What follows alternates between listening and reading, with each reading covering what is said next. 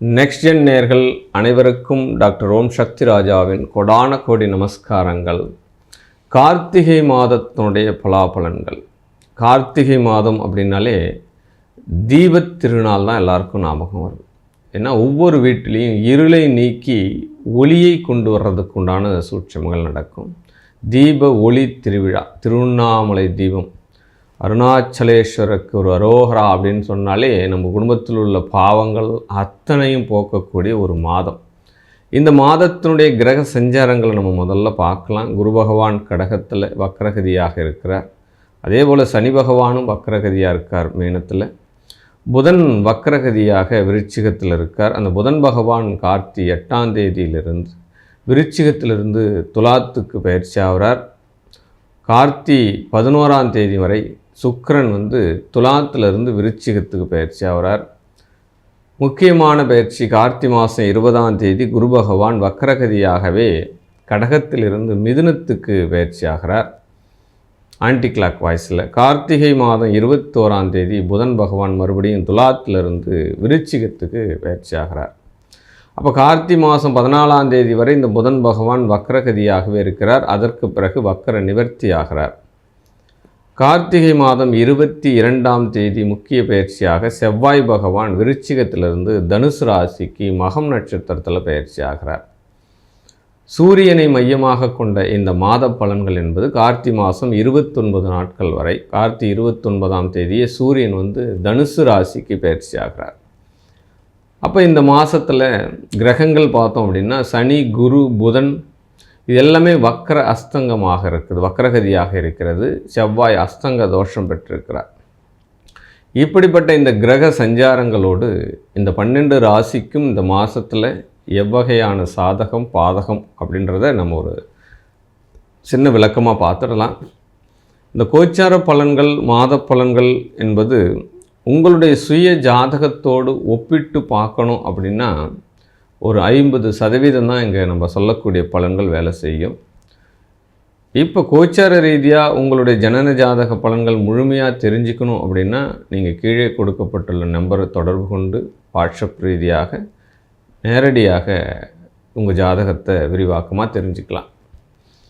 அப்போ ஒரு குரு பகவான் பயிற்சி ஆகிறார், குரு பகவான் சஞ்சாரம் பண்ணுறார் அப்படின்னா உங்கள் ஜாதகத்தில் அந்த குரு இருக்கக்கூடிய நிலை என்ன, இப்போ கோச்சார ரீதியில் போகக்கூடிய குரு எந்த நட்சத்திரத்தில் பயணிக்கிறார், உங்கள் ஜனன ஜாதக குரு எந்த நட்சத்திரத்தில் இருக்கிறார், அப்போ அந்த நட்சத்திரம் நின்ற அதிபதிகள் இந்த கோச்சார ரீதியாக பலத்தை கொடுக்கிறதா பலவீனத்தை கொடுக்கிறதா அப்படின்றத அறிந்து புரிந்து நீங்கள் நடந்து கொண்டால் உங்களுடைய வாழ்க்கை ஏற்றமாக இருக்கும். அதற்குண்ட பரிகாரங்களும் பலன்களும் பெற்று நீடூடி வாழ்க அப்படின்னு சொல்லி நம்ம 12 ராசிக்கும் உண்டான பலன்களை நம்ம பார்த்துடலாம். ரிஷபராசி அன்பர்களுக்கு அற்புதமான மாதம் சொல்லலாம் இந்த மாதம்.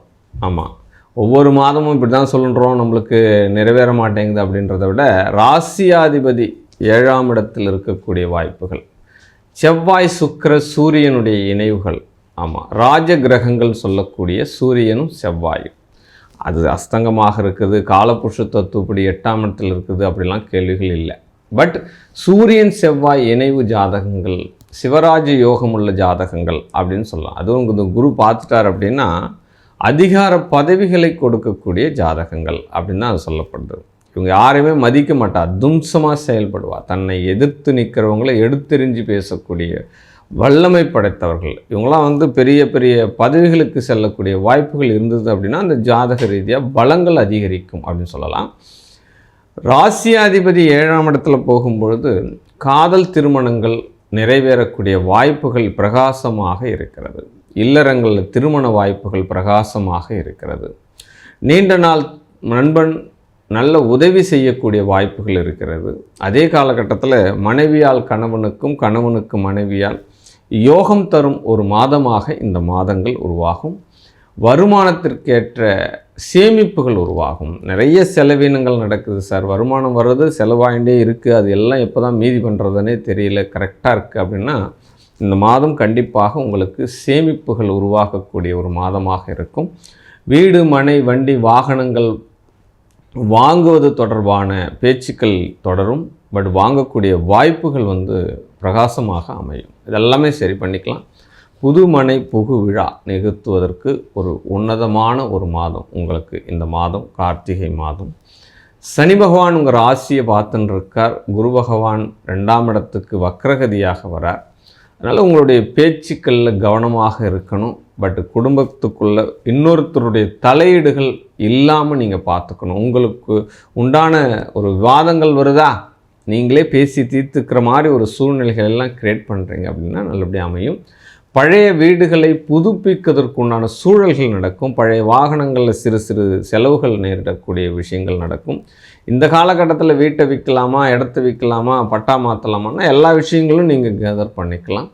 பட் தொழில் கொஞ்சம் இடம் மாற்றத்துக்கு உண்டான சூழ்நிலைகள் எல்லாம் நடந்துக்குன்னு வருது. அந்த இடம் மாற்றங்கள் உங்களுக்கு வெற்றியை தரும்.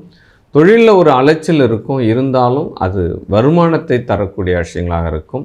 ஏற்றுமதி இறக்குமதி, மீடியா துறையில் இருக்கக்கூடியவங்க, இசைத்துறையில் இருக்கக்கூடியவங்களுக்கு எல்லாமே இந்த மாதம் அற்புதங்களையும் ஆனந்தத்தையும் தரும். மேலும் இந்த மாதம் மிகப்பெரிய ஒரு வெற்றி அடைவதற்கு அம்பாள் ரேணுகாதேவியை வழிபட்டு மிகப்பெரிய ஒரு ஆரோக்கியத்தை பெறுங்க. வாழ்க வாழ்க வாழ்க.